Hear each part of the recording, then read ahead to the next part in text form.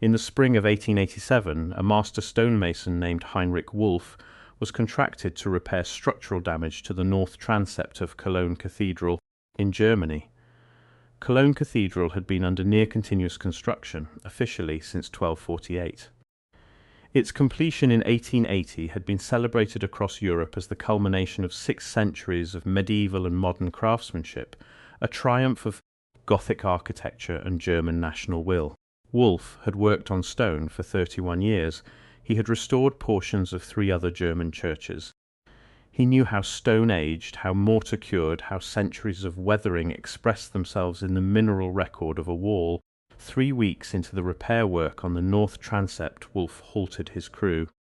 He had found a section of the lower wall, below the level of any documented medieval construction phase, beneath the foundation courses that the cathedral's official building record attributed to the 13th century, where the stonework changed. Not deteriorated, changed. The stones below a certain line were cut with a precision and fitted with a tightness that the stones above it did not match. The mortar between them was of a different composition. The tool marks on their faces were different in character from any marking Wolff had encountered on documented medieval stonework in 31 years of practice. He documented the finding in a written report to the cathedral chapter. The report described what he had found in careful, specific language: the depth of the layer, the dimensions of the stones, the character of the fitting. He recommended further investigation of the lower foundation course before repair work continued. The cathedral chapter reviewed his report. They thanked him for his diligence. They instructed him to continue the repair according to the original specification and to seal the anomalous section as part of the restoration. Wolff's report was filed in the cathedral archive. His finding was not incorporated into the cathedral's official construction history in any document published before or since. The report exists. A German architectural historian named Gerhard Schäfer reviewed the Cologne Cathedral chapter archive in 1962 while preparing a survey of 19th century restoration projects. He cited Wolff's report in a footnote. The footnote appears in a monograph published by a regional historical society in Bonn in 1963 with a print run of 600 copies. It has not been cited in any subsequent major study of Cologne Cathedral's construction history. Before we go further, if you find these buried investigations as fascinating as I do, hit subscribe so the next one finds you when it drops. The algorithm tends to suppress this kind of research unless you tell it otherwise. Now back to that lower foundation course, and to why what Wolff found beneath Cologne is not the exception in the record of European cathedral construction. It is the rule. To understand what Heinrich Wolff was looking at in that trench below the north transept, we have to step back from the individual building and look at the pattern across the continent, because the anomaly Wolff documented in Cologne in 1887 appears in different forms in the foundational and structural records of cathedral after cathedral across Western and Central Europe, and the academic literature on medieval architecture has been quietly noting it in footnotes and appendices and specialist monographs for more than a century without ever assembling the pattern into a single coherent account. The standard history of European cathedral construction tells a story that every schoolchild has been taught. Gothic architecture emerged in northern France in the 12th century, developed through a period of intense experimental innovation, and produced the great cathedrals of Chartres, Notre Dame, Reims, Amiens, Canterbury, Cologne, and Salisbury over a span of 200 to 300 years, through the organised labour of medieval guilds, working under the direction of named master builders. The technology was medieval. The achievement was extraordinary. The timeline is fixed. That story has a problem, several of them. The first is the labour mathematics. Chartres Cathedral in northern France contains approximately 1 million cubic feet of precisely cut and fitted stone. Its construction is officially dated to the period between 1194 and 1220, 26 years. The population of Chartres in 1200 was approximately 10,000 people. The cathedral required not only the extraction and transport of stone from quarries located up to 50 miles away, but the precision cutting of that stone to tolerances required by the building's structural geometry, tolerances that, in the case of the flying buttress system, were calculated at an engineering level that the standard history attributes to intuitive development by unnamed medieval masters working by trial and error. A structural engineer named Edward Johnson, who published a technical analysis of Chartreus's load distribution system in the Journal of the Society of Architectural Historians in 1955, calculated that the precision required by the cathedral's flying buttress geometry was equivalent to what a modern engineer would produce using differential calculus and structural modelling software. Johnson was not arguing supernatural origin. He was noting carefully that the trial and error hypothesis for the development of that geometry required an improbably short iteration period, that the number of structural failures you would expect to see in a developing technology of that complexity was not reflected in the documentary record of the cathedral's construction. No major wing collapsed during construction, no buttress system failed and had to be redesigned from the ground up. The geometry was right, essentially from the beginning. The second problem is in the foundation record itself, and this is where the parallel to Heinrich Wulff becomes systematic rather than anecdotal. A survey of European cathedral foundations conducted by the Belgian archaeologist Marcel Dumont between 1948 and 1958, published in 3 volumes by the Académie Royale des Sciences in Brussels between 1959 and 1964, examined the sub-foundation profiles of 34 major European cathedrals through core sampling, resistivity testing, and archival review of excavation reports from 19th and early 20th century restoration projects. Dumont's findings, summarized in the 3rd volume's concluding chapter, noted that 22 of the 34 sites showed evidence of prior construction activity at the foundation level, activity that predated the documented construction phases of the medieval structures by a margin that the available dating methods of the time could not precisely quantify, but which Dumont described as inconsistent with the accepted construction timeline in each case. 22 of 34. Not a few anomalies, not isolated exceptions. Nearly 2/3 of the major Gothic cathedrals of Europe show evidence, in their own foundation profiles, of construction that predates their official construction dates. Dumont was not a fringe researcher. He was a professor of classical archaeology at the Université Libre de Bruxelles.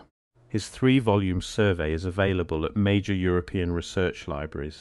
It is not cited in any of the standard English-language textbooks on medieval architecture currently used in university courses. Chartres, France, 1194. The official construction record acknowledges that the cathedral was built on the site of several earlier churches, the earliest of which dated to the Merovingian period. What it does not fully account for is the character of the sub-Merovingian foundation course that Dumont's survey identified, a level of stonework below all documented Christian-era construction on the site, whose composition and cutting characteristics Dumont described as exhibiting a technical refinement inconsistent with any period of construction for which a credible historical record exists at Chartres, Reims, France, 1211. The cathedral is built on the site of a Roman basilica. The Roman basilica was built on the site of an earlier structure. The earlier structure's foundation elements, partially exposed during drainage work in 1903, were examined by a French archaeologist named Auguste Longnon, who published a brief notice in the Bulletin archéologique du Comité des Travaux Historiques et Scientifiques describing the exposed stonework as exhibiting characteristics that he could not assign to any documented Roman, Gallic, or earlier European construction tradition. Longnon died in 1911. His notice has been cited once in the subsequent literature in a 1937 German-language monograph that is itself cited in no English publication. Salisbury, England, 1220. The cathedral's official foundation is medieval. Below it, a series of auger borings conducted during groundwater management work in 1974 and described in an internal report by the cathedral's own consulting engineers, a report filed with the Church of England's advisory body for historic churches and available through a subject access request, identified a layer of dense, regularly spaced stonework at a depth below the documented medieval foundation that the engineers attributed to a possible Roman or pre-Roman structure. The report recommended further archaeological investigation. No such investigation was conducted. The recommendation has not been publicly disclosed by the Cathedral administration. This is not a theory. The foundation surveys, the engineering analyses, the archaeological notices, and the stonemasons' reports are in archives across 4 countries. What is a theory? Or rather, what is the question that these documents together force into the open, is who built the layer below the layer. But here is what makes the foundation record different from a simple archaeological puzzle about earlier structures on the same sites. It is not only the foundations, it is the geometry of what stands above them. An independent researcher named Charles Bouleau, trained as an artist and geometer, published a book in 1963 titled The Painter's Secret Geometry. The book was primarily about compositional geometry in Renaissance painting, but it contained an appendix examining the geometric proportioning systems evident in the facades of Chartres, Notre Dame de Paris and Reims. Bouleau's analysis demonstrated that the facade proportions of all 3 buildings were generated from a single underlying geometric system, a system based on irrational number ratios that were not formally described in any mathematical text available in medieval Europe at the time of building's construction, but which had been known to classical Greek mathematicians since the 5th century BCE, and which appear with identical precision in structures from ancient Egypt and pre-classical Greece. The same geometric system in buildings constructed in France between 1194 and 1220, generated from mathematical ratios that the builders, according to the standard history, did not have access to in codified form. The standard academic response to this observation is that medieval master builders could have arrived at these proportions empirically through the accumulated practical experience of generations of craftsmen working with compasses and ropes rather than mathematical notation. This is possible. It is also the same argument applied to the flying buttress geometry at Chartres, and to the acoustic engineering of the nave at Reims, which produces a reverberation profile that modern acoustic engineers have determined was deliberately calculated rather than accidentally achieved, and to the orientation of the major axis of nearly every cathedral in Western Europe, which aligns within 1 degree of the sunrise point on the feast day of the cathedral's patron saint, an astronomical precision that requires, at minimum, careful solar observation over multiple years before the foundation axis is laid. These buildings knew things that their builders, by the official account, should not have known. The academic establishment has never adequately addressed several specific questions arising from the foundation survey record and the geometric analysis. It has never explained why Marcel Dumont's 3-volume survey, the most comprehensive physical examination of European cathedral foundations conducted in the 20th century by a credentialed academic at a major European university, appears in no standard English language medieval architecture textbook in use at any university today. It has never explained how the flying buttress system at Chartres achieved structural geometric precision equivalent to differential calculus level engineering in a 26-year construction period by a population that lacked the mathematical notation to describe what they were building. It has never explained why Heinrich Wolff's 1887 report to the Cologne Cathedral chapter, describing foundation stonework of anomalous precision below the documented medieval construction level, was filed, acknowledged, and then sealed into the wall, rather than generating the archaeological investigation that any equivalent finding on a secular site would have immediately prompted. Why do 22 of 34 major European Gothic cathedrals show evidence of prior construction at the foundation level if the sites were simply chosen for their Christian ecclesiastical significance in the medieval period?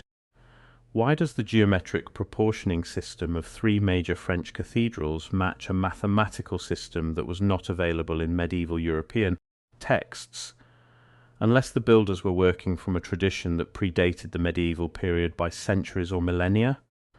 Why is the Salisbury Internal Engineering Report, recommending archaeological investigation of a pre-medieval foundation layer beneath one of England's most studied historic buildings, not publicly disclosed by the institution that commissioned it. These questions don't go away because institutions refuse to answer them. The answer that the standard history cannot accommodate, the one that Dumont's survey, Wolff's Mason's report, Johnson's structural analysis, and Buller's geometric work together point toward, without any single one of them asserting it, is that the great cathedrals of Europe were not built from nothing on empty sites by medieval craftsmen working from intuition and faith.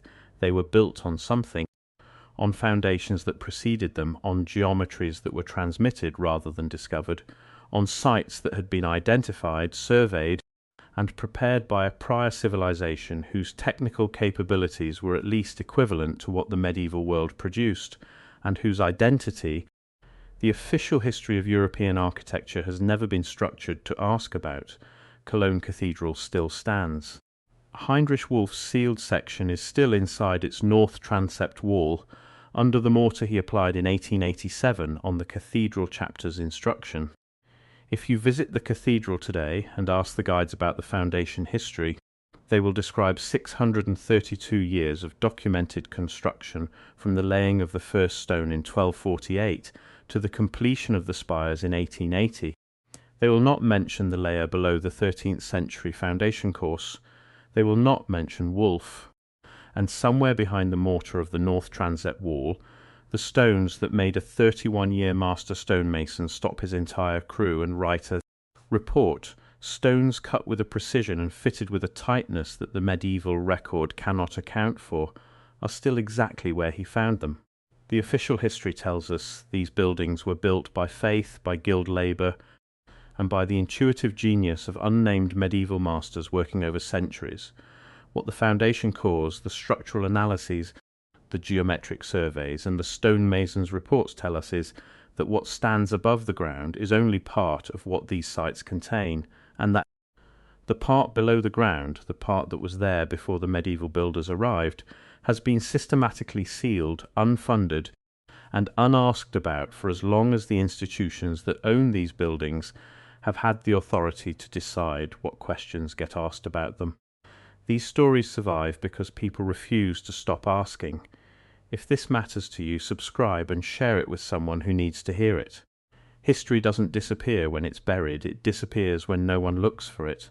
Next week, I'm tracing the geometric alignment system across 12 cathedrals from Santiago de Compostela to Canterbury, and to a survey map produced by a British geographer named Alfred Watkins in 1921 that showed these sites connected by straight lines of astronomical precision across 200 miles of European terrain.